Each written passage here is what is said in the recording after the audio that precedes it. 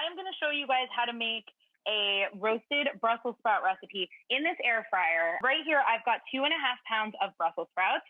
I've halved them and I've trimmed them. So this is all of my trimmings.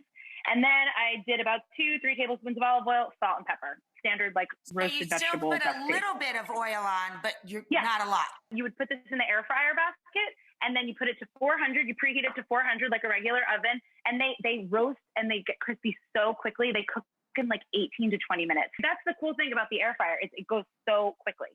So I'm going to make our aioli to go with our Brussels sprouts. And I am taking a little cheat today, and I'm using a product that you and I both love. I'm using some veganese because we also know that at the Thanksgiving table. Exactly. It's soybean based. It's delicious. It's so good. So our Brussels sprouts are done. So I've got 1 12-ounce jar of the veganese. And then I actually roasted my garlic in the air fryer too. So I've got this beautiful roasted garlic. Same recipe that you make, just chop off the top, olive oil, salt, pepper. I did a little bit of thyme because it was Thanksgiving. And then I'm just going to squeeze that right into here. So I'm doing 2 heads. Does it cook any quicker in the air fryer or about the same amount of time for your No, it actually does. I did 425.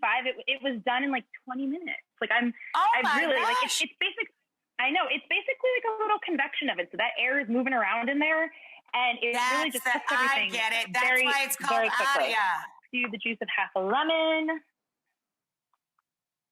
And then I'm just going to season it with some salt and pepper. And most of the flavor in this aioli is coming from the roasted garlic. All right. And that comes together really, really quickly. So we've got our aioli. And then I'm going to show you how crispy and delicious these Brussels sprouts are. All right. And here, look, this is your Thanksgiving side for your family that did not take up an ounce of oven space.